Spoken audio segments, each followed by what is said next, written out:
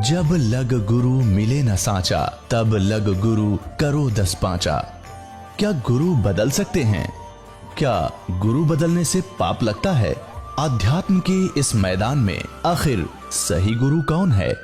गीता जी में वर्णित तत्वदर्शी संत कौन है?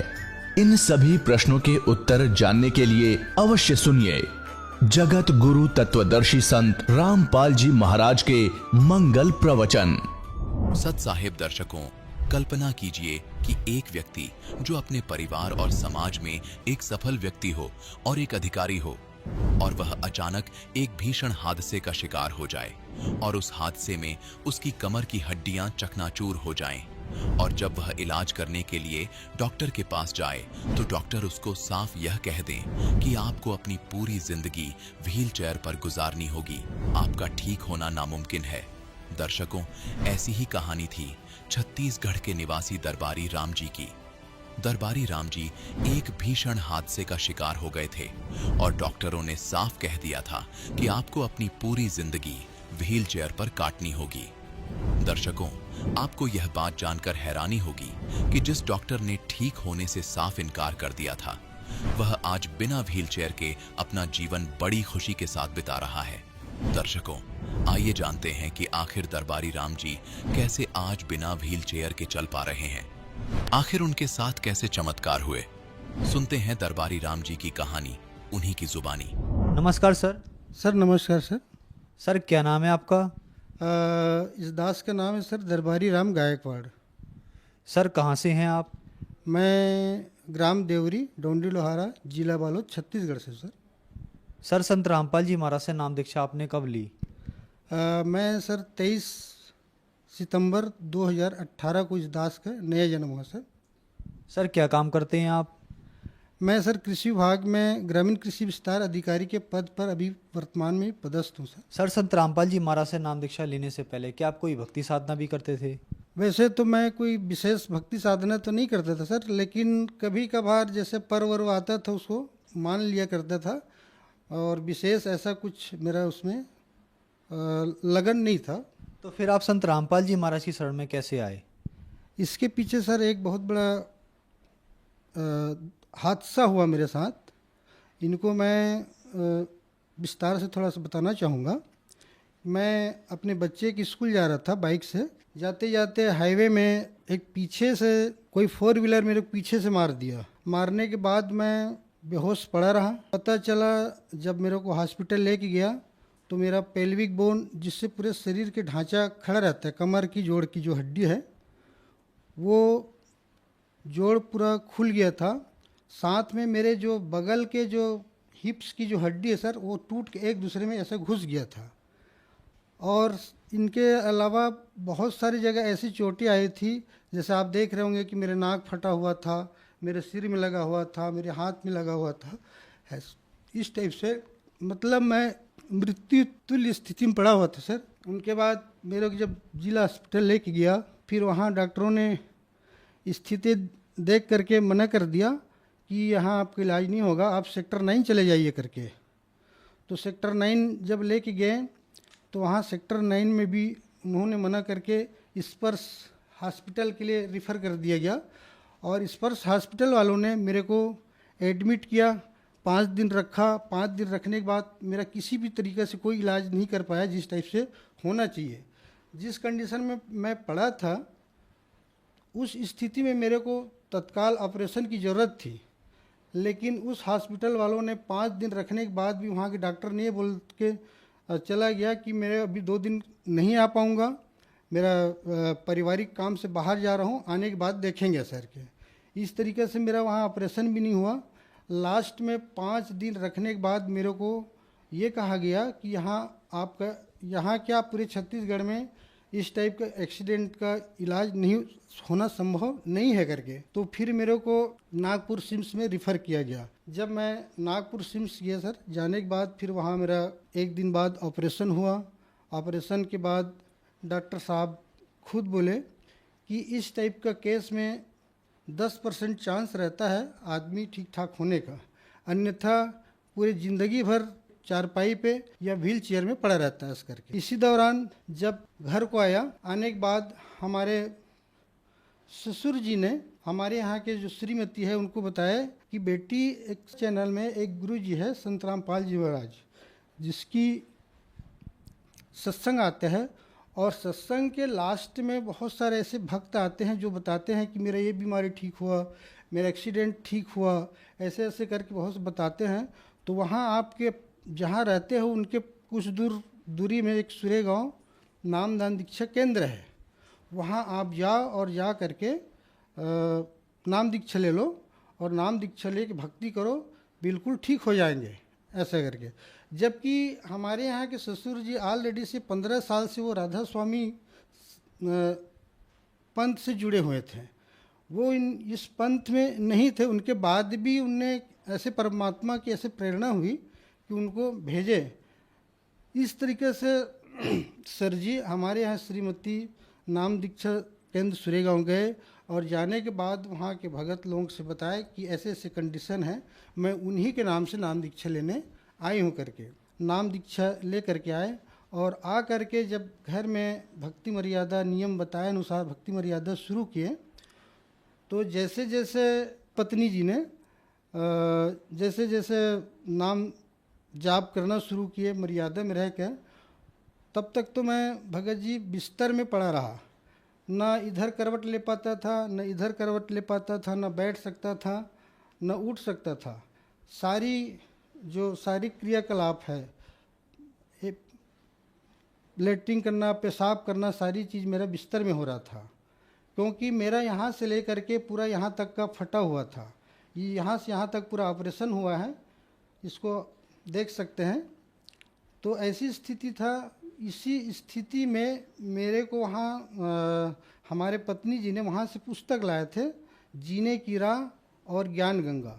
डॉक्टरों ने आपको क्या बताया था? डॉक्टरों ने ये बताया कि सर कि आप यही बताया कि आप 90% तो नहीं कह सकते कि जैसे पहली स्थिति में थे वैसे ही आप रहेंगे, लेकिन 10% ऊपर वाले के भरोसा है कि आप ठीक हो सकते हैं ऐसे करके। और वैसी स्थिति में जब नाम जाप किया तो सर जब जैसे जैसे जैसे पुस्तक पढ़ा, गुरुजी के मैं संत रामपाल जी महाराज के सत्संग देखता था, मोबाइल में सोए उसका जो वीडियो क्लिप देखता था सत्संग, तो ऐसे करते करते करते करते ऐसी स्थिति आया सर कि ऑटोमेटिक मेरे शरीर में हलचल होना शुरू हो गया था। नहीं तो एक समय ऐसा था कि ये कमर बिल्कुल काम नहीं कर रहा था, ये पैर मेरा ढंग से नहीं हिल रहा था, केवल अंगूठा मात्र हिलता था। तो उसके लिए डॉक्टर ने भी बोला था कि इसको बंद मत करना, हिलाते रहना सर के। तो जैसे जैसे मैं नाम गुरु जी सत्संग देखा, पुस्तक पढ़ा, वैसे वैसे मेरे शरीर में इम्प्रूवमेंट आना शुरू हो गया। फिर इसी बीच में क्या हुआ कि डॉक्टर हमको हर 1.5 महीने 2 महीने में नागपुर बुलाया करते थे चेकअप के लिए। जब 4-6 महीने बाद जब गया तो डॉक्टर ने ये कहा कि अब इनको बैठाना शुरू कर दो करके, तकिया लगा के। तो उसके पहले मैं अपने से बैठना शुरू कर जाता था। फिर जब नेक्स्ट 3 महीने बाद जाते थे, फिर डॉक्टर बोलते थे कि अब इसको थोड़ा खड़ा करके चलाना शुरू करके, तो उसके पहले मैं चलना शुरू कर दिया रहता था। ये मतलब संत रामपाल जी महाराज की ही कृपा से ये धीरे धीरे धीरे धीरे ये आगे इम्प्रूवमेंट होते चला गया। उसके बाद सर जी मैं जब स्टिक लेके चलना शुरू किया तो मैं अपने से फिर बोला कि अब मैं गुरु जी संत रामपाल जी महाराज जी के आश्रम जाऊंगा और मैं खुद नाम दीक्षा लूँगा ऐसा करके। सूर्यगांव आश्रम गया सर, और जाने के बाद वहाँ मेरे को वहाँ भगत लोग कुर्सी बिठाए, क्योंकि उस समय मैं नीचे ज़मीन में नहीं बैठ पाता था। मेरे परिवार के लोग, मेरे दोस्त यार लोग, मेरे स्टाफ के लोग ये बोलते थे कि ये आदमी कभी खड़ा नहीं हो पाएगा, चल नहीं पाएगा ऐसा करके। यहाँ तक बोल दिए थे कि अब ये ज़िंदगी भर घसीटेगा। मेरे अधिकारी मेरा वीआर का तैयारी कर दिए थे कि इनका कंपलसरी रिटायरमेंट के लिए वो करो, कितने महीने बचे इनका, 20 साल सर्विस होने में कैसे करके। लेकिन परमात्मा की ऐसी दया हुई सर कि जैसे मैं नाम दीक्षा लेके आया, यहाँ तक संत रामपाल जी महाराज से मैं दंडवत भी नहीं कर पाता था। कुर्सी में बिठा के मेरे को नाम दीक्षित है परमात्मा का।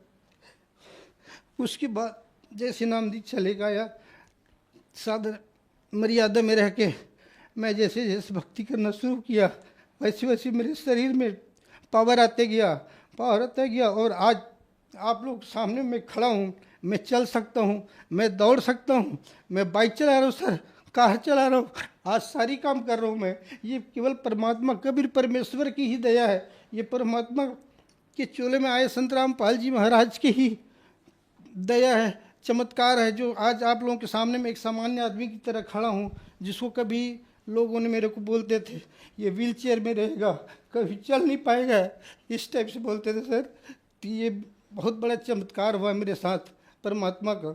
चाहे तो आप इस रिपोर्ट को देख के समझ सकते हैं कि मेरे शरीर के कौन सी हिस्सा का हड्डी टूटा हुआ था। आप देख सकते हैं जिस मेरे शरीर के एक्सरा है कमर का, आप देख सकते हैं ये इसका जो बीच गैप है ये आपस में जुड़ा होता है, जो एक्सीडेंट के दौरान ये टूट के अलग हो चुके हैं, फैल गए हैं जॉइंट।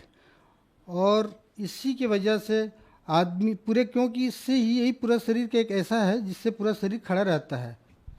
उसके बाद ऑपरेशन के बाद ये डॉक्टरों ने उसमें प्लेट लगा करके इनको जॉइंट किया है। साथ में ये हिप्स की हड्डी है जो आपस में टूट के एक दूसरे में घुसा हुआ था, जो स्क्रू से टाइट करके अलग अलग सेट किए हैं। ऐसी स्थिति में भी डॉक्टर ने बोले थे, क्योंकि ये ऊपर नीचे हैं, है ना, इस ऐसी स्थिति में डॉक्टर साहब ये बोले थे कि ऐसी कंडीशन के जिसका होता है ये बहुत रेयर केस होते हैं। अगर होता है तो 10% मात्र चांस रहता है कि आदमी पुरुष स्थिति में आने का, अन्यथा 90% तो पूरा व्हील चेयर या बेड में ही पड़े रहते हैं करके आप लोग देख सकते हैं। ये जैसे कि आप इसमें देख सकते हैं राजनांदगांव ENT हॉस्पिटल का रिपोर्ट है। जब मैं दिनांक 24/3/2019 को डॉक्टर साहब के पास गया, नाक कान गला रोग विशेषज्ञ के पास, और उनको बताया कि डॉक्टर साहब मेरे दोनों कान में बहुत दर्द है और इससे पस निकल रहा है, साथ में मेरे को सुनने में तकलीफ हो रही है क्योंकि जो आवाज़ डबल सुनाई दे रहा है मेरे को करके। तो उनने अपना चेक किया। चेक करने के बाद डॉक्टर साहब ने ये बताया कि आपके दोनों कान के पर्दे फट चुके हैं, सुराग है, ऐसा करके। तो फिर मैंने बोला कि डॉक्टर साहब इसका क्या इलाज है? तो उनने ये एक शब्द में ये कहा कि इनका इलाज केवल ऑपरेशन है, बगैर ऑपरेशन के ये ठीक नहीं हो सकता।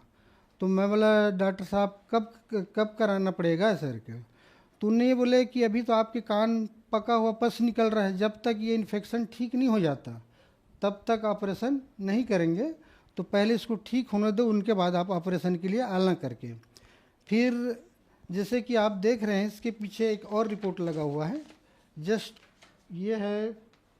उसके बाद 8/11/2019 को, मतलब 8 महीने बाद, जब 8 महीने बाद फिर गया तो वही डॉक्टर वही हॉस्पिटल, फिर उनने कहा कि भाई तेरे को पहले भी बताया था कि तेरे कान में सुराग हो चुका है और ये बगैर ऑपरेशन का ठीक नहीं होगा करके, तो फिर आप क्यों बार बार आ रहे हैं?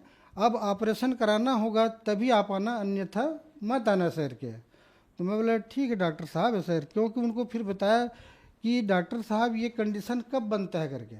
तो उनने ये बताया कि इनका 3 वजह होता है। एक तो एक्सीडेंट होता है तब, दूसरी चीज़ यदि कोई भयंकर आवाज़ आपके कान के पास सुना दे तब, तीसरी चीज़ यदि कोई आपके कानों के पास जोर से थप्पड़ लगाए तब। ये तीनों स्थिति में इस टाइप का घटना होता है करके। इन 3 स्थिति में से कोई भी एक स्थिति होने पर ये आपके कान में सुराग होता है इस टाइप का, और इनका इलाज केवल मात्र ऑपरेशन है। और ये ऑपरेशन आपको एक एक करके कराना पड़ेगा, जिसमें 60 से 65 हज़ार रुपये आपको खर्चा आएंगे करके। तो मैं बोला ठीक है डॉक्टर साहब करके वहाँ से मैं निकल आया। और आने के बाद फिर जब तक मेरे को 4 महीने हो चुके थे प्रथम नाम लिए हुए, उसी बीच में मैं परमात्मा संत रामपाल जी महाराज के आश्रम गया, और जाने के बाद मैं सतनाम लिया और सतनाम का जैसे ही जाप करना शुरू किया भगत जी, तो वो स्थिति आया कि आज मेरे कान पहले जैसा है, न कोई ऑपरेशन करने की ज़रूरत पड़ा, न दवाई खाने की ज़रूरत पड़ा। चाहे तो आप देख सकते हैं, ये सबसे बड़े चमत्कार ये है कि बगैर ऑपरेशन बगैर दवाई के आज मेरे दोनों कान बिल्कुल स्वस्थ हैं। आज तक आप देख सकते हो 2019 से लेकर के आज 2021 चल रहा है, न मैं ऑपरेशन कराया हूँ, न मैं दवाई खाया हूँ, न उस डॉक्टर के पास गया हूँ आज तक। फिर भी मैं बिल्कुल, मेरे दोनों कान में कोई प्रॉब्लम नहीं है, सब ठीक ठाक है। तो ये सबसे बड़ी चमत्कार है भगत जी, सर जी। तीसरी, वैसे चमत्कार तो बहुत सारे होते रहते हैं, हर रोज़ चमत्कार होते हैं, ये मालिक की कृपा है, ऐसे चमत्कार होते हैं सर। और ऐसी बहुत सारे ऐसे चमत्कार होते रहते हैं कि जिसको मैं कितना भी बताऊं, कितना भी गिनाऊं, कम ही रहता है। सर जैसे कि आज वक्त समाज के सामने एक बहुत बड़ा सवाल है, आपका बहुत बड़ा एक्सीडेंट हुआ, डॉक्टर ने भी आपसे ये कह दिया कि आप 90% ठीक नहीं हो सकते, 10% भी भगवान की मर्जी है, अगर वो कृपा करेंगे तो आप ठीक हो जाओगे।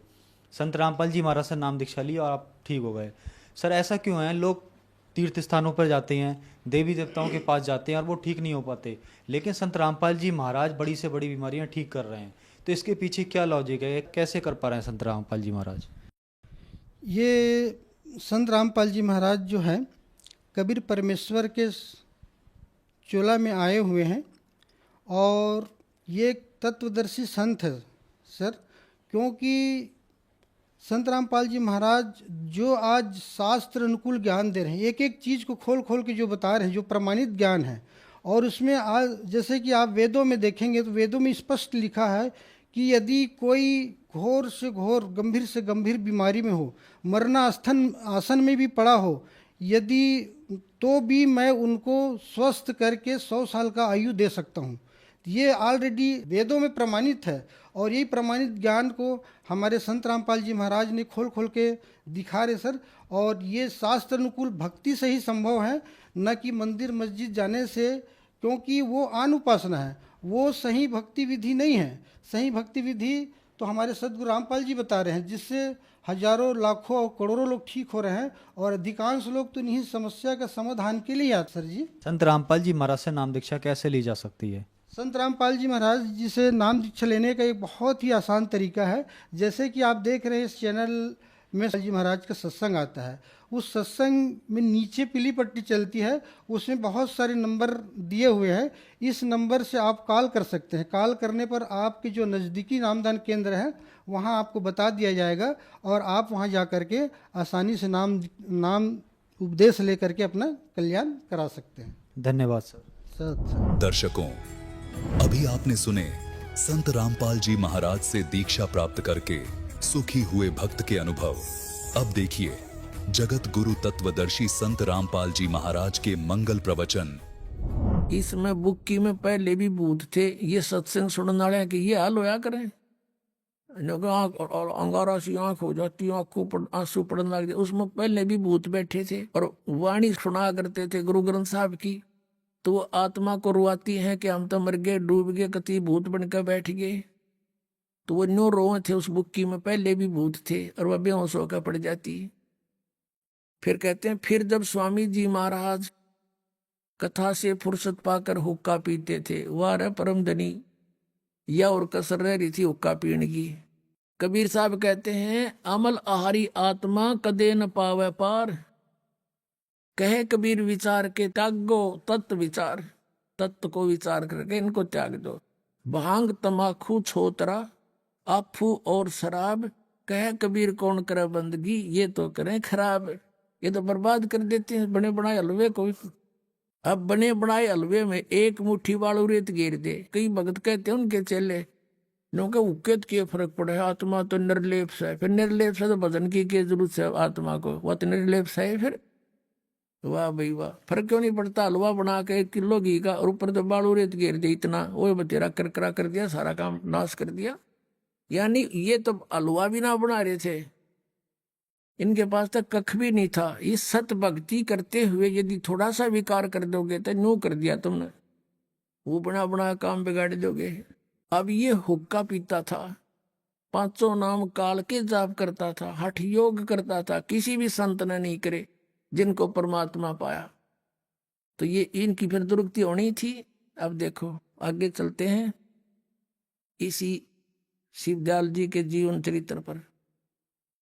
हम यहाँ 78 पृष्ठ पर पढ़ते हुए नीचे आ गए हैं। यहाँ पर स्वामी जी महाराज कथा से फुर्सत पाकर हुक्का पीते थे या अभ्यास का रस लेते थे या कथा कहने बैठते थे तो बुक्की जी महाराज के चरणों का अंगूठा मुख में रखे हुए घंटों चरणामृत का रस लेती रहती थी। और जब कोई मत्था टेकने वास्ते हटाना चाहता तो वे चरण नहीं छोड़ना चाहती थी। तब मत्था टेकने वाले से कह दिया जाता था कि तुम दूसरे चरण पर मत्था टेक लो, इस प्यासी को मत हटाओ। अब ये राधा स्वामी वाले बोले श्रद्धालु दंत कथा सुनाते हैं कि परम संत की एक पहचान है कि वो चरण नहीं छुआता, मत्था नहीं टिकवाता, क्योंकि वो 1 किलोमीटर दूर बैठे हैं वर्तमान वाले तय। अरे यो आपका परम धनी तो मत्था टिकवाया करता, बता भाई, फिर यो तक संत नहीं था तुम्हारे ही विधान अनुसार, वैसे तो था ही नहीं संत। और वह बयान किया करती कि मुझे इसमें ऐसा रस आता है जैसे कोई दूध पीता है। इनके भजन का ये हाल था कि 8 घंटे 9 घंटे रोज भजन किया करती, बेहोश होकर पड़ जाती या भूत थे इसमें लेकर लौट जाते इसने। इनको स्वामी जी महाराज के दर्शनों का पूरा आधार हो गया था और सूरत भी ऊंचे देश में पहुंचती थी। दास ना हंसी आवन की बात पे ऊंचा देश कौन सा, राधा स्वामी पहुंचा रही है। राधा स्वामी शिवदयाल में इनके किसी मंजिल का पता नहीं, सतनाम का ये पता नहीं, सतनाम सचखंड सतलोक सतपुरुष सतनाम सारनाम है। और ये पहुंचे ऊंची मंजिल की बात करें। जब स्वामी जी महाराज अंतर ध्यान हुए यानी मृत्यु होगी शिवदयाल की, तब बुक्की जी की यह कैफियत हुई कि दिन रात बेहोश पड़ी रहती थी और 2-2 दिन हाजत जरूरी यानी फ्रेश होने भी नहीं जाती थी, करने जाती थी और सूरत स्वामी जी महाराज के चरणों में लगी रहती थी। अब पृष्ठ 80 पर आ गए हम। करीब 1.5 महीने के ये हाल रहा।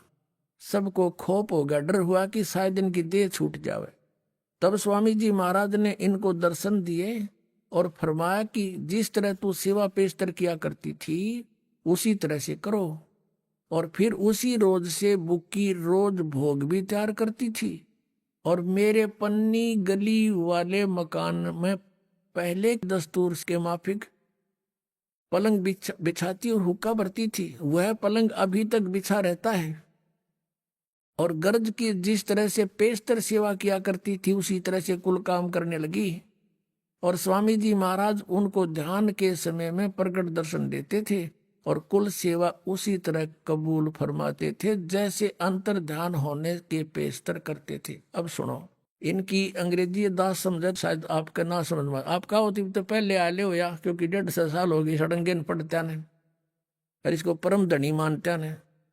इसका स्पष्ट किया है कि जब वो बुक्की जी में प्रवेश हो गया और वो उसने कहा कि अब हुक्का भरो खाना बनाओ।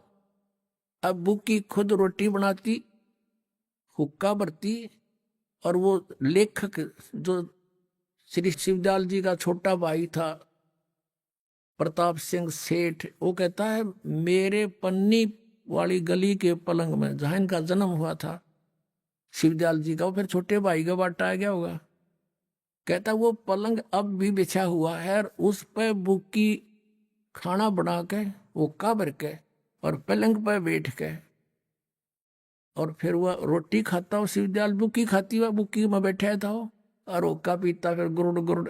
अब बुक्की पहले हुक्का भी ना पिया करते हो, शिवदयाल आ गया फिर हुक्का पीने लग गई। अब देखो आगे और सुनाते हैं कि इस लेखक कहता है कि कई बार मेरे ऊपर कोई ऐसी भीड़ आ जाती थी, कोई प्रॉब्लम आ जाती थी संसारिक, कोई व्यवसाय में घाटा हो जाता था तो बुक्की के सामने जाके बुक्की के दरफ्यात बुक्की के माध्यम से और शिवदयाल जी यानी परम धनी के हुक्म लिया करता था और जो आदेश होता उसकी तरह फिर काम करता था। बुक्की में फिर इंटरनेट लग गया, जब जावा उन कर ले फिर उसने। अब दिखाता हूं। अब हम 80 पर पढ़ते पढ़ते यहां आगे हैं कि देखिएगा, तब स्वामी जी महाराज ने इनको दर्शन दिए और फरमाया कि जिस तरह तू सेवा पेशतर किया करती थी उसी तरह से करो। और फिर उस रोज से बुक्की जी भोग भी तैयार करती, खाना बनाती, और मेरे पन्नी गली के मकान पर पहले दस्तूर के माफिक पलंग बिछाती, उक्का भरती शिवदयाल के लिए, और वह पलंग अभी तक बिछा रहता है। गरज की जिस तरह से पेशतर सेवा किया करती थी पहले, उसी तरह से कुल काम करने लगी। और स्वामी जी महाराज उनको ध्यान के समय प्रगट दर्शन देते थे और कुल सेवा उसी तरह कबूल फरमाते थे जिस तरह अंतर ध्यान होने के पेशतर करते थे। यानी ओका पीण लाग गए, बुक्की में थाए वो, और खाना खावा पलंग पर बैठ के उगड़ू हो गए, आ गया, पहुंच गया अनामी लोक में। अब आगे देखो, बुक्की जी को महाराज उनके आखिरी दम तक प्रकट रहे, वह मरी इतने उस समय रहे बुक्की लोक में। ये तो आपके समक्ष है पुण्यात्मा, दास अपनी तरफ से नहीं बना रहा। कितने जीव बर्बाद कर दिए इस बोड़ी आत्मा ने। बुक्की जी को महाराज उनके आखिरी दम तक प्रकट रहे, उस समय उसके अंदर रहे।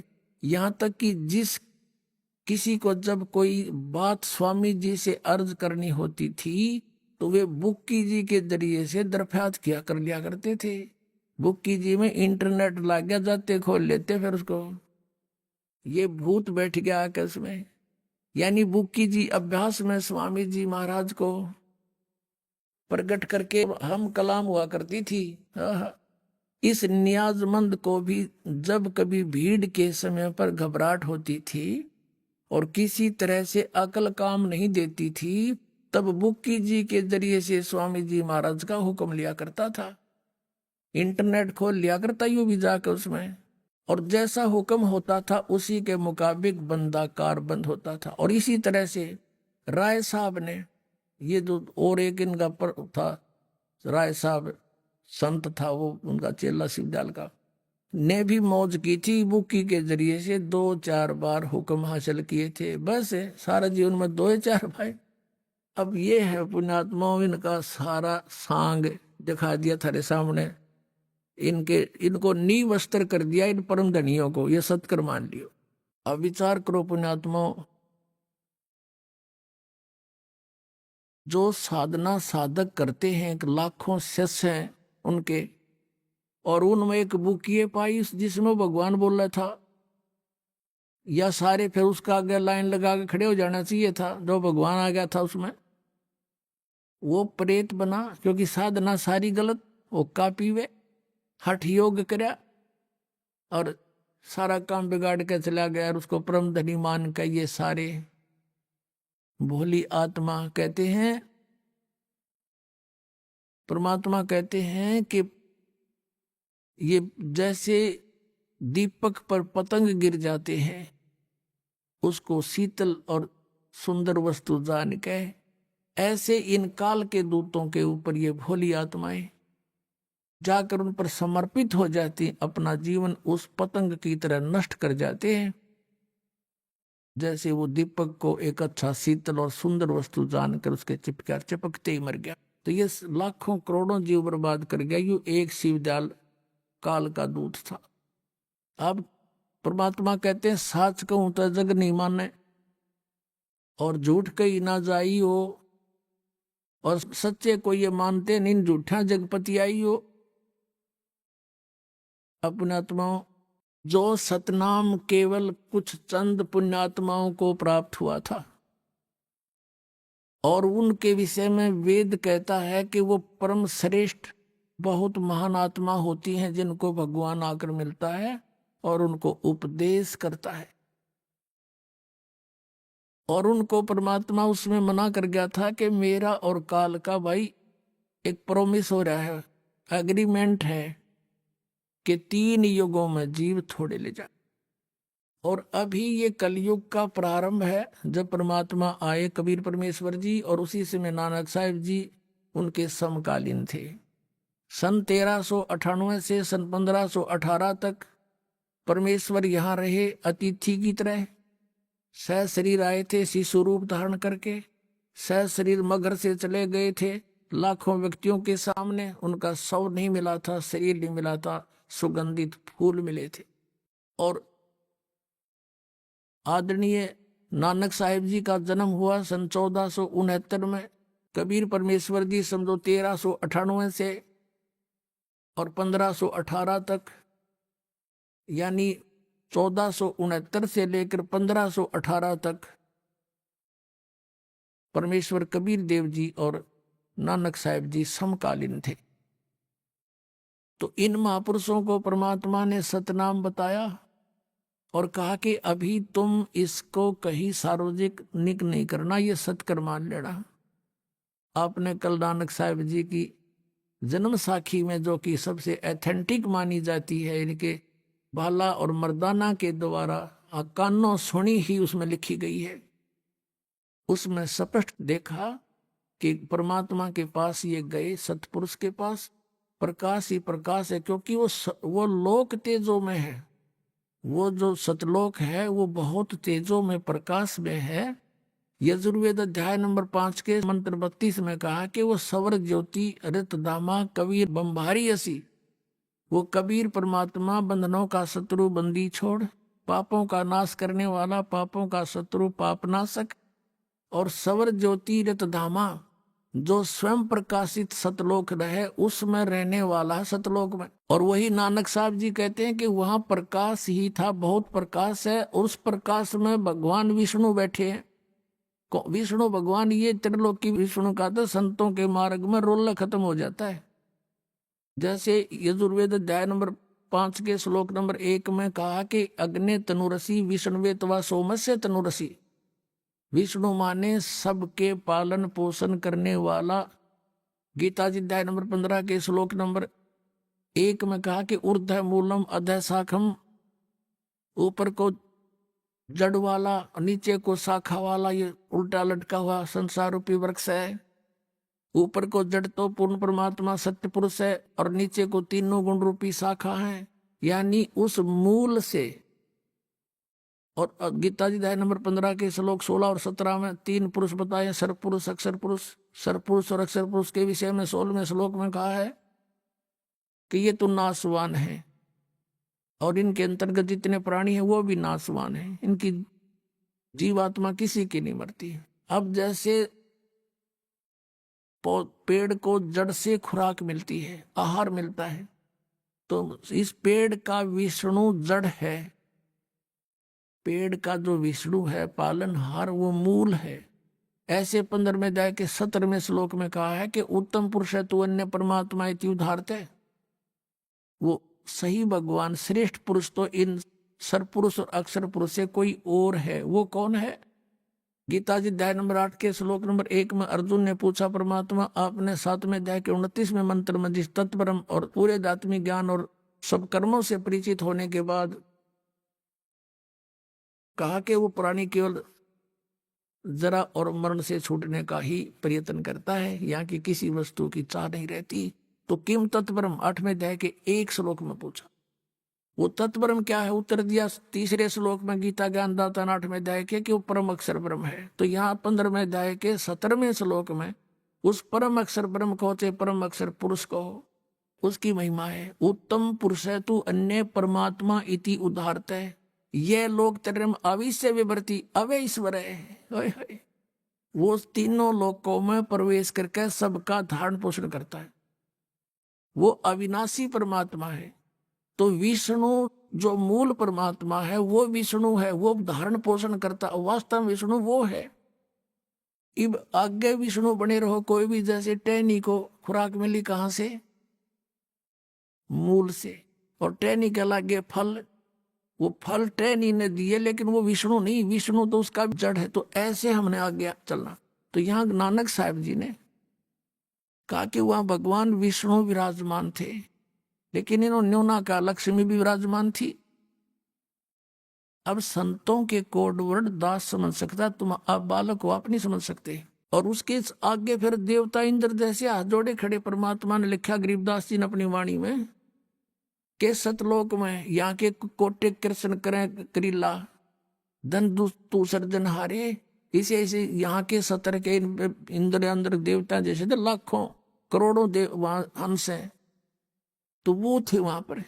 तो कहने का भाव ये है पुण्यात्माओं कि वहां पर प्रकाश बताया और साथ में फिर भगवान बताया। तो उस तेजो में लोक है और उसमें परमात्मा भी तेजो में रूप में और वहां विराजमान है साकार रूप में।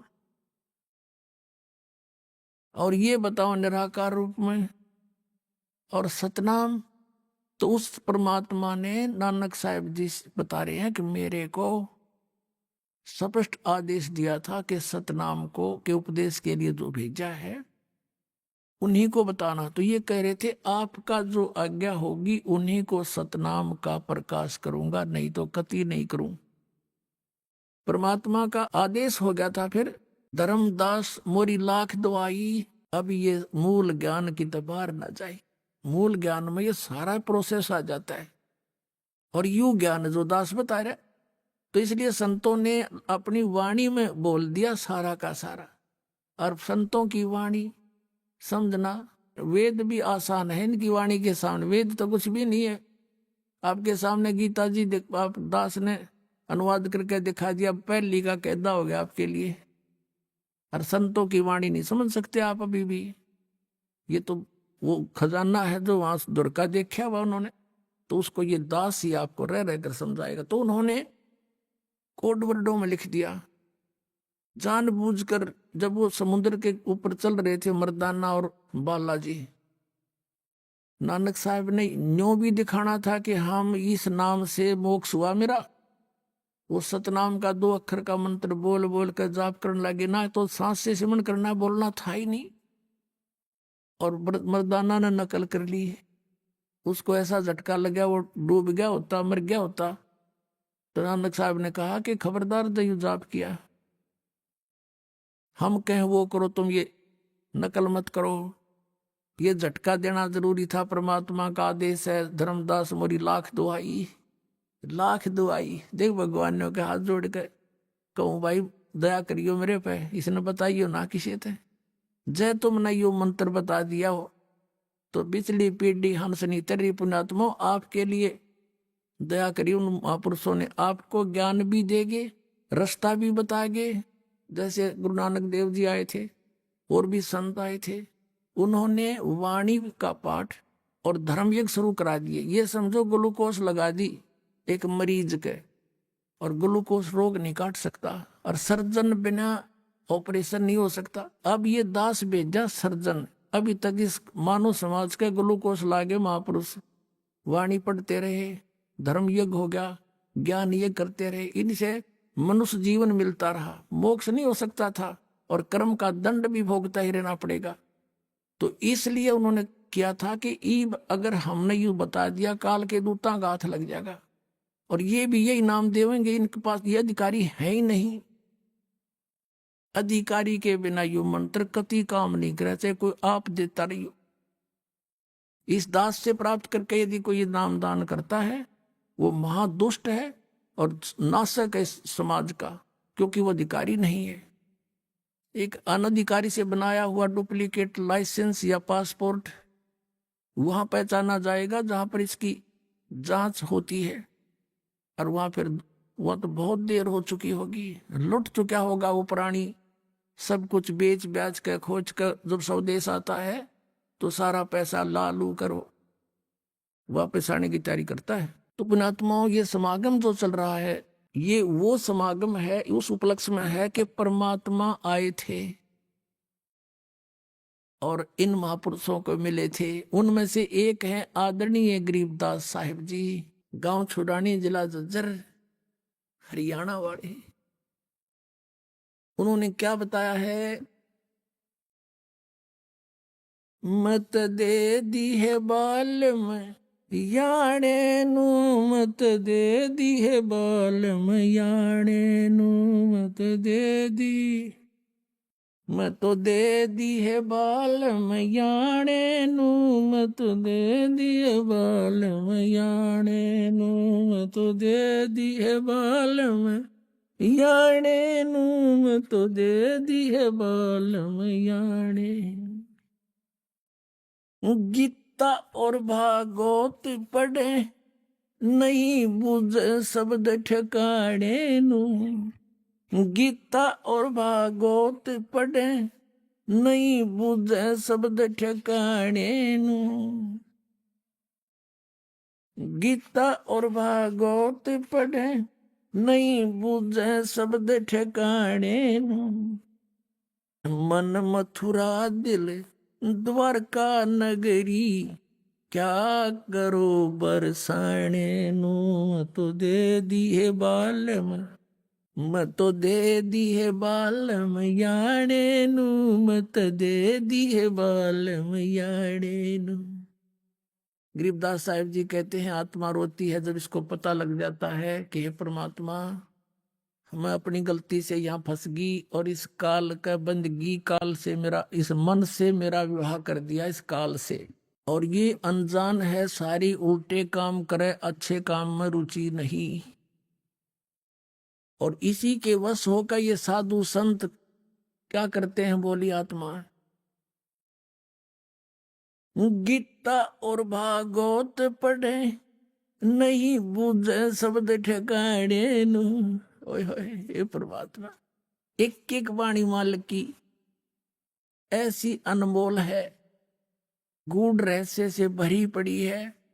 जैसे आप जी, जैसे हमारा जो जन्म पवित्र हिंदू धर्म में हुआ, हम बचपन से ही गीता जी का पाठ करते थे, गीता जी को शिरोधार्य करते थे, और जाप राधे कृष्ण हरे राम राम राम कृष्ण कृष्ण हरे हरे, राधे श्याम राधे राधे श्याम मिला ओम नमः शिवाय, ओम भागवते वासुदेव नमः, और जाप ये कराया करते। जबकि गीता जी में कहीं भी ये मंत्र नहीं है। श्रीमद् भगवत गीता में दो परमात्माओं का विशेष रोल है, दो पुरुषों का, एक सरपुरुष का, एक परम अक्षर पुरुष का, जिसको संतों ने पार ब्रह्म कहा है। सरपुरुष ये कहता है ब्रह्म, 8वें अध्याय के 13वें श्लोक में, ओम इति एकाक्षरम ब्रह्म विवरण माम अनुसमरण ये प्रयाति तदे हमसे याति परमाम गति। मुझ ब्रह्म का केवल एक ओम मंत्र है, और इस एक अक्षर ओम मंत्र है, एक अक्षर का, और कुछ नहीं। इसका जाप करने वाला ओम से मिलने वाली परम गति प्राप्त करेगा, वो ब्रह्मलोक है। ब्रह्मलोक में गए हुए प्राणी भी वापस आते हैं। ये खुद कहता गीता ज्ञानदाता कि चौथे अध्याय के 5 और 9 श्लोक में, दूसरे अध्याय के 12वें श्लोक में, 10वें के 2 श्लोक में, अर्जुन तेरे और मेरे बहुत जन्म हो चुके, तू नहीं जानता मैं जानता हूं। इसकी साधना, ब्रह्म की साधना करने भी व्यर्थ, जन्म मृत्यु बेटी नहीं। फिर ये स्पष्ट कर रहा है 18वें अध्याय के 62वें श्लोक में कि अर्जुन तू सर्वभाव से उस परमेश्वर की शरण में जा, उसकी कृपा से तू परम शांति को और सनातन परम धाम को प्राप्त होगा। 7वें अध्याय के 18वें श्लोक में गीता ज्ञानदाता कहता ये ज्ञानी आत्मा है तो उद्धार, लेकिन ये मेरे वाली घटिया अनुत्तम गति में सचित है, क्योंकि जन्म मृत्यु ना मेरी मिटे ना तेरी मिटे। और 15वें अध्याय के 4थे श्लोक में कहा कि जब तत्वदर्शी संत मिल जाए, उल्टे लटके संसार रूपी वृक्ष के सभी भाग बता दे, सारा तत्व ज्ञान समझा दे, उसके बाद परमेश्वर के उस परम पद की खोज करनी चाहिए, जहां जाने के बाद साधक फिर लौटकर कभी संसार में नहीं आते। उसके लिए परमात्मा बताते हैं, वो गीता ज्ञानदाता कहता उसका मंत्र वो तत्वदर्शी संत बताओगे। 4थे अध्याय के 34वें श्लोक में कहा है, और फिर बताया है कि 17वें अध्याय के 23वें श्लोक में कि तत्वदर्शी संत बताएंगे उस परमात्मा का के जाप का केवल ओम तत्सत इति निर्देश है। ब्रह्मणे त्रिविध समर्थ है। ब्रह्मणे माने उस परम अक्षर ब्रह्म का, सच्चिदानंद घन ब्रह्म का, ये 3 अक्षर का नाम है। ओम तो ब्रह्म का, सरपुरुष का। 15वें अध्याय के 16-17 में जो 3 पुरुष बताए हैं उनके मंत्र हैं, उनकी साधना है, ये पूजा नहीं है। जैसे हम हैंडपंप लगाते हैं, हम पूजा तो करते हैं जल की, उसका पाना चाहते हैं उसको, पूज्य चीज को, और वो है मेहनत मजदूरी। तो ये तीनों मंत्र मजदूरी है या पूजा नहीं है, या साधना है। तो कहते हैं ओम तत्सत। ओम तो ये ब्रह्म, सरपुरुष ब्रह्म का सार्वजनिक है, और तत् और सत ये कोड वर्ड है, सांकेतिक। यो तत् इस अक्षर पुरुष का, ये ओम और तत् दोनों मिलकर के ये सतनाम बनता है 2 अक्षर का। और इस सतनाम के जाप के बाद जब आपकी खूब कमाई हो जाएगी, सारनाम दिया जाएगा। ये समझो सतनाम काम करता है हैंडपंप को पानी तक पहुंचाने का, उस पाइप को, और मशीन ऊपर लगाई जाएगी, उस सारनाम है। जब तक आपकी पाइप जल तक नहीं पहुंचेगी, मिस्त्री हैंडपंप नहीं बांधा करता, लगाया करता, चाहे कोई जल्दी करो चाहे देर करो। क्यों? यूजलेस है, फायदा क्या? और वो की मारो भाई और मारो। तो ऐसे ही सतनाम की कमाई जब आपकी हो जाएगी पुण्यात्मा, वो तुरंत देगा। अब तो दास, क्योंकि आपकी इतनी कमाई नहीं हो पाती, अभी भ्रमित है, क्योंकि समाज आप यहाँ से जाते हो, एक घर में 3 विरोधी पाओगे आपके, पड़ोस में भी रिश्तेदारी में भी, तो आपका ढंग से माइंड जो ना सेट नहीं हो पा रहा। अरे 5-4 वर्ष में देख लेना पुण्यात्माओं, सब पूरे समाज में एक व्यवस्था हो जाएगी, 90% आपका विरोध खत्म हो जाएगा। और फिर आपको ये मंत्र दिया करेंगे। ये नहीं सतनाम का कोई फिक्स टाइम है कि 4 साल में देंगे, 5 वर्ष में देंगे, 6 वर्ष में देंगे, नहीं। सन 1999 से 99 के 94 के और 95 तक के नाम लिए, इबते सारनाम नहीं मिला उनको, और 2000 वालों को मिल लिया 2004 में 5 में। ये तो फिर वो देखा जाएगा किसकी पाइप पहुंच गई पानी के जल के पास। तो आगे आने वाले समय में कई भक्तों को शंका हो जाती है कि सतनाम भी मिल गया तो ठीक हो गया, फिर सारनाम तो 9-6 साल में मिल रहा है। नहीं, अब 4 महीने के बाद तो सतनाम, और फिर 1 साल के अंदर आपको सारनाम दिया करें कि साल के भीतर भीतर आपकी इतनी कमाई होने लग जाएगी। आपकी इतनी कमाई 1 वर्ष में हो जाया करेगी, 1.5 वर्ष में गणित गणी, और फिर देखना मिनटा पार होंगे। तो यहां बताते हैं, मत दे दी है बाल में याने नू, मत दे दी है बाल में याने नू, मत दे दी। गीता और भागवत पढ़े नहीं बूझ शब्द ठिकाने नू, गीता और भागवत पढ़े नहीं बूझ शब्द ठिकाने नू। मन मथुरा दिल द्वारका नगरी, फिर क्या करो बरसाने नू, मैं तो दे दी। अभी आपने सुने संत रामपाल जी महाराज के मंगल प्रवचन। आइए अब सुनते हैं संत रामपाल जी महाराज से नाम दीक्षा लेकर सतभक्ति करके अद्भुत लाभ प्राप्त करने वाले अनुयायी के विचार। दर्शकों, आज मनुष्य ईश्वर से लाभ प्राप्त करने के लिए हर संभव प्रयास करता है। वह तीर्थ पर भी जाता है, भक्ति भी करता है, देवी देवताओं के मंदिर भी जाता है, लेकिन फिर भी उसको ना तो शारीरिक सुख मिलता है और ना ही मानसिक शांति। दर्शकों, ऐसी ही कहानी थी राजस्थान के रहने वाले बने सिंह जी की। बने सिंह जी सभी पारंपरिक भक्ति साधना किया करते थे। ये तीर्थ पर भी जाते थे, पूजा पाठ भी करते थे, देवी देवताओं के मंदिर भी जाते थे, लेकिन फिर भी वह अपने जीवन में अनेकों बीमारियों से ग्रस्त थे। इनको कैंसर हो गया था। जब विज्ञान से कोई समाधान मिलता ना नजर आया तो बने सिंह जी ने तांत्रिकों के दरवाजे भी खटखटाए। इन्होंने झाड़ फूंक भी करवाई, लेकिन फिर भी इन्हें कोई राहत नहीं मिली। दर्शकों, आज बने सिंह जी का कहना है कि मेरी जिंदगी तब बदली जब मुझे संत रामपाल जी महाराज द्वारा लिखित पुस्तक ज्ञान गंगा प्राप्त हुई।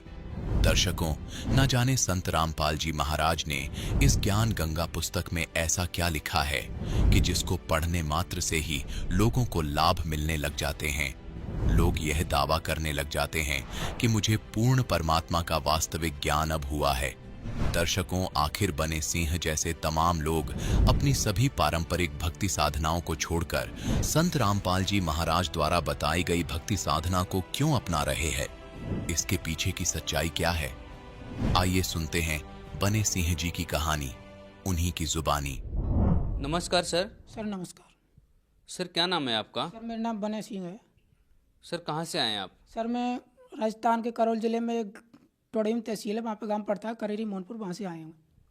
सर संत रामपाल जी महाराज से नाम दीक्षा लेने से पहले आप क्या भक्ति साधना करते थे? जी सर, मैं हिंदू धर्म में होते हुए सभी जैसे देवी देवताओं की पूजा करते हैं, और क्या है कि जैसे हनुमान जी के मंदिर जाना, कैला देवी जाना, गोवर्धन को जाना, इस तरीक़ा से हम सभी साधनाएं करते थे। सर, संत रामपाल जी महाराज जी से आपने नाम दीक्षा कब ली? जी सर, हमने 4 अप्रैल 2016 को ली। सर, देवी देवताओं की भक्ति करने से आपको क्या लाभ प्राप्त हुए? जी सर, हमें लाभ तो कुछ नहीं हुआ बल्कि नुकसान हो गया। हमारे भक्ति करते करते हम इतनी सारी भक्तियाँ करते थे, क्या है कि मंदिर जाते थे और तीर्थ स्थानों पर बहुत जगह जाते थे, लेकिन क्या है कि हमें ऐसी भक्ति करते करते भी कैंसर हो गया।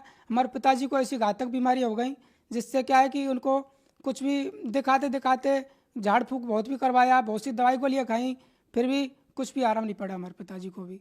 उनको भी ऐसी बीमारियां हुई कि वो 2.5-3 साल के अंदर बिल्कुल जैसे लकड़ी जैसे होता है नहीं, लकड़ी की तरह सूख सूख कर ख़त्म हो गए वो।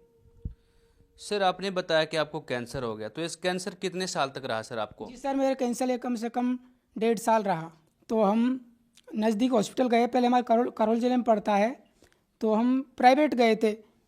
तो वहाँ पे गए, हमने क्या है कि डॉक्टर को दिखाया, डॉक्टर ने बता दिया कि आपको इन्फेक्शन हो गया। तो हमने उन्हें इन्फेक्शन की कम से कम 6 महीने दवाइयाँ खाई, फिर हमें कोई लाभ नहीं हुआ उन दवाइयों खाने से। तो हमने क्या है कि फिर वो बढ़ता गया कैंसर का रूप, ब्लड आता गया अंदर से, तो वो कह गया कि आपको दवाई खाते जाओ आराम पड़ जाएगा। तो हमने दवाई खाते रहे, बोले कि आप 9 महीने खाओ। तो फिर हमने 9 महीने खाई, फिर भी कुछ नहीं हुआ। फिर हम क्या है कि जयपुर गए, जयपुर राजधानी में सवाई मानसिंह हॉस्पिटल पड़ता है, उसमें गए हम। तो जयपुर से भी हमने वो दवाइयाँ खाई 2nd कैटेगरी टीबी वाली, तो फिर हमने वो भी खाई, लेकिन उनसे भी कोई आराम नहीं पड़ा। तो फिर हमने SMS में दोबारा से दूसरी जांच करवाई। हमने डॉक्टर से कहा सर हमारे लिए कोई आराम नहीं है, इन दवाइयाँ लेने से उल्टी ज़्यादा तकलीफ हो रहा है हमारे लिए।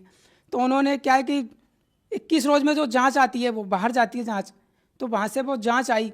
तो उसमें हमने 21 रोज़ बाद में गए, तो डॉक्टर ने कहा कि आपका यहाँ जयपुर में इलाज नहीं होगा, SMS में आपको कोटा जाना पड़ेगा। कोटा में मेडिकल हॉस्पिटल है, उसमें गए हम। वहाँ जा कर के हमने 8 रोज़ भर्ती रहे, वहाँ से दवाइयाँ खाई। वहाँ पे हमको तीसरी टीबी बता दी MDR, लेकिन वो भी नहीं पकड़ पाए कि इसके कैंसर है। तो हमने तीसरी टीबी MDR की दवाइयाँ खाई। वहाँ से जो दवाइयाँ आती थी वो बॉम्बे से आती थी, और जो इंजेक्शन आते थे वो मेड इन जापान से इंजेक्शन आते थे। तो मेड इन जापान से जो इंजेक्शन आते थे, हमने कम से कम 9 महीने लगातार वो मेड इन जापान वाले इंजेक्शन लगवाए, लेकिन जो जापान से इंजेक्शन आए थे उन इंजेक्शनों से हमें कोई आराम नहीं पाया, बल्कि हमारे वो कैंसर था, वो कैंसर जगह जगह फूटने लग गया शरीर में। पहले तो वो अंदर ही अंदर था, तब हमने दवाइयाँ चालू करी तो हमारे बाहर भी होने लग गए। जैसे कि मैं फिलहाल में आपको बताऊंगा, ये गर्दन में भी हो गया। तो हमें क्या है कि उन दवाइयों लेते लेते भी ज़्यादा नुकसान हो गया। सर, फिर आप संत रामपाल जी महाराज के शरण में कैसे आए? जी सर, जैसे हमने आपको बताया कि हमारे बाहर भी कैंसर होने लग गए थे अंदर की बजाय। तो जैसे हमारे कैंसर हुआ तो गांव वालों ने बताया कि यहाँ पे किसी उस तीर्थ पे जाओ, वहाँ उस धाम पे जाओ, वहाँ पे जाने से आपका ये ठीक होगा। सब कुछ किसी ने कहा, झाड़ फूँक करवाया, सब कुछ दवाइयाँ खाने के बाद भी सब कुछ करवाया, वैसे भी करवाया, ये तांत्रिकों वाला भी पैसे ले जाते, लेकिन कुछ आराम नहीं पड़ता हमारे लिए। हमारे राजस्थान में एक धौलपुर ज़िला है, तहसील है बसेड़ी में एक बिशनगिरी नाम का एक स्थान है एक महात्मा का। तो वहाँ पे हम गए, बोलते हैं कि वहाँ जाने से आपको और एक कैंसर आपके सारी बीमारियाँ ठीक हो जाएंगी कैंसर की। ठीक है जी, हम वहाँ पे चले गए। वहाँ जाने से हमें कोई लाभ नहीं हुआ। हम वहाँ पे 10 रोज़ तो कम से कम एक बार रुके, फिर दोबारा से गए 15 रोज़, उसके बाद में दोबारा रुके। फिर वहाँ जाने के बाद में हमें कोई लाभ नहीं हुआ। तो हमें क्या हुआ, संत रामपाल जी महाराज की कृपा से हमें 2 माताएं थी, तो वो हमें वहाँ पे ज्ञान गंगा पुस्तक लेके आई। वो हम खाना खा रहे थे, उन्होंने बोला भैया राम राम। हमने बोला भैया ठीक है राम राम, आओ बैठो खाना खाओ। बोले भैया हम खाना तो खा पी के आए, लेकिन आपसे कुछ बातें करनी है। हमने बोला बहन अच्छी बात है, करो माता जी। तो फिर वो बैठ गई, हमने खाना खाया। उसके बाद में हमने बोला क्या बात है आप? उन्होंने बताया भैया जी हम आपके लिए पुस्तक लेके आए ज्ञान गंगा।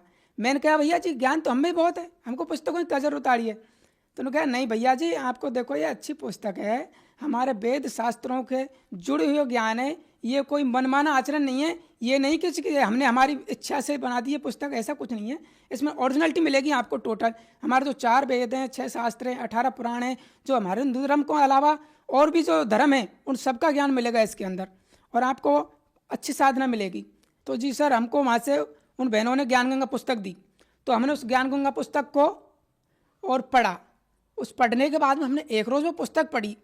उन बहनों ने बताया कि आप ऐसा करना, ये संत रामपाल जी महाराज की पुस्तक है ज्ञान गंगा, उसमें आगे की तरफ पोस्टर लगा हुआ था। उन्होंने कहा आप पुस्तक पढ़ते हो ना भैया, तब आप परमात्मा को, संत रामपाल जी महाराज को दंडवत करके पढ़ना इस पुस्तक को, और शाम सुबह आप जब भी पुस्तक पढ़ो तो आप दंडवत प्रणाम करना पहले।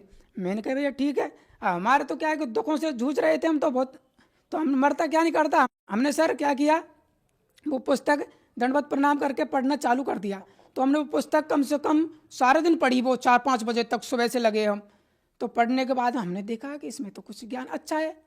तो फिर हमने क्या कि फिर दूसरे रोज़ पढ़ा। तो दूसरे रोज़ भगत जी हमने कम से वो पुस्तक थोड़ी सी छोड़ी थी, कम से कम 10-20-50 पेज छोड़े होंगे हमने, नहीं बाकी पूरी पुस्तक 2 दिन में वो टोटल पढ़ ली। तो सर जब क्या हमने क्या किया, हमने पुस्तक पढ़ी तो हमने उसमें जब जो भक्त संत रामपाल जी महाराज से जुड़े हुए थे, हमने देखा कि इनकी इतनी लाइलाज बीमारी ठीक हुई है। किसी का लकवा, किसी का कैंसर, किसी का कुछ, किसी के भूत प्रेत पैदा, किसी का कितने सुख हो रहे हैं उसमें। तो हमने किया ठीक है, फिर तो हमको भी जाना चाहिए इसमें। तो हम भी तो किए हैं, हम भी सारी जगह घूम रहे हैं, तो हमको यहाँ जाने में क्या दिक्कत है, यहाँ भी हम जाएं। फिर हमने संत रामपाल जी महाराज जी से और जाकर के जयपुर में 4 अप्रैल 2016 में नाम उपदेश लिया। सर आपने बताया कि आपको कैंसर थी, आप बहुत परेशान थे, आपका कहीं इलाज नहीं हो पा रहा था, तो क्या फिर संत रामपाल जी महाराज जी से नाम दीक्षा लेने के बाद आपकी कैंसर की बीमारी ठीक हो गई? जी सर, मैंने सभी डॉक्टरों से बहुत जगह क्या है कि दवाइयाँ ली, जयपुर से, कोटा से, मंडावर से, करौली से, महुआ से, धौलपुर से, मतलब बहुत जगह से दवाइयाँ खाई, लेकिन मेरे को कुछ आराम नहीं मिला। और क्या है कि आज भी मेरे पास दवाइयों की इतनी दवाइयाँ रखी हुई हैं, डॉक्टर की इतनी दवाइयाँ रखी हुई कम से कम, तो उन दवाइयों मेरे पास रखी हुई हैं। और 2-4 डिब्बों में तो मैंने आग भी लगा दी। जब संत रामपाल जी महाराज जी से नाम लिया तो उसी दिन मैंने बोल दिया कि मेरे को दवाइयाँ नहीं खानी, एक बार मरना है मेरे को। तो मैंने संत रामपाल जी महाराज की जय बोलकर और मस्जिद से और आग लगा दी दवाइयों में। उसी दिन से मैंने आज दवाइयाँ बिल्कुल छोड़ दी हैं। मैं बिल्कुल स्वस्थ हूँ संत रामपाल जी महाराज की भक्ति से। हमारे शरीर में रोज एक नई बीमारी जन्म लेती थी, रोज एक नई बीमारी जन्म लेती थी। 100% मेरी कैंसर की बीमारी संत रामपाल जी महाराज से जो उपदेश दिया, जो नाम दिया, जो मंत्र दिए, उनकी साधना करने से और बिल्कुल हमारा कैंसर 100% ठीक है। जो हमारे पत्नी थी उसके भी शारीरिक पीड़ाएं बहुत ज़्यादा थी, तो उन्होंने भी हमारे साथ नाम उपदेश लिया, तो उनकी भी जो शारीरिक बीमारियां थी वो भी ठीक हुई पूर्ण तरह से। और जी सर क्या बताऊं मैं आपको, लाभ तो परमात्मा के रोज़ होते हैं। जब हम परमात्मा को तभी संत रामपाल जी महाराज को याद करते हैं, सुमरन लेते हैं, तभी हमारे लिए और सारे परमात्मा खड़े मिलते हैं संत रामपाल जी महाराज। और तुरंत ही हमारे लिए जिस भी बात की हम परमात्मा से अर्जी लगाते हैं उसमें की तुरंत सुनते हैं। सर आज आपकी संत रामपाल जी महाराज के प्रति कैसी आस्था है? आस्था सर मैं कहना चाहूँगा यहाँ पे कि आस्था बिल्कुल दृढ़ आस्था है हमारी, क्योंकि जो ज्ञान है, पर ज्ञान ही ऐसा देते हैं संत रामपाल जी महाराज जो बिल्कुल सत्य ज्ञान है। उस ज्ञान से और जो भक्ति बताते हैं वो बिल्कुल सत्य है और उससे बिल्कुल 100% लाभ होते हैं, फायदा होते हैं। इसलिए हमारी बिल्कुल भक्ति दृढ़ है और उनके प्रति विश्वास भी हमारा पूर्ण रूप से दृढ़ है। आज के समय में संत रामपाल जी महाराज की लोकप्रियता दिन प्रतिदिन बढ़ती जा रही है सर, इसके पीछे क्या कारण है? जी सर, जैसे मैंने आपको बताया कि हमारे कैंसर था, बहुत सी बीमारियाँ रोज नया जन्म लेती थी, एक न एक बीमारी शरीर के अंदर। तो हमारी तरह भी बहुत भाई परेशान है बीमारियों से, तीन ताप से, बहुत कष्टों से जूझ रहे हैं वो, तो उनको भी ये लाभ मिल रहे हैं परमात्मा की भक्ति से, संत रामपाल जी महाराज की भक्ति से। तो लोग तो बढ़ते ही जाएंगे, लोकप्रियता उनकी बढ़ती ही जाएगी लोकप्रियता। तो इसमें क्या है कि इसमें तो साफ कहना है कि ये तो सच्चा मार्ग है। सर आप भक्त समाज को क्या संदेश देना चाहेंगे? मैं भक्त समाज को संदेश देना चाहता हूँ सर कि जो संत रामपाल जी महाराज जी से नाम उपदेश लेने के बाद में मेरी जो लाइलाज बीमारी कैंसर थी वो ठीक हो गई। अगर आप सभी भक्त समाज को फायदा लेना है तो आप संत रामपाल जी महाराज के द्वारा दी भक्ति का साधना करके और पूर्ण लाभ प्राप्त करें। सर संत रामपाल जी महाराज जी से नाम दीक्षा कैसे ले सकते हैं? सर संत रामपाल जी महाराज का अनेक टीवी चैनलों पर सत्संग आता है, तो उसमें नीचे एक पट्टी आती है, उसमें नंबर आते हैं, तो उन नंबरों पर संपर्क करके आपके जो नज़दीकी जो नामदान खुले हुए परमात्मा संत रामपाल जी महाराज के, वहाँ जा करके आप नाम उपदेश ले सकते हो। धन्यवाद सर। सत्य साहेब।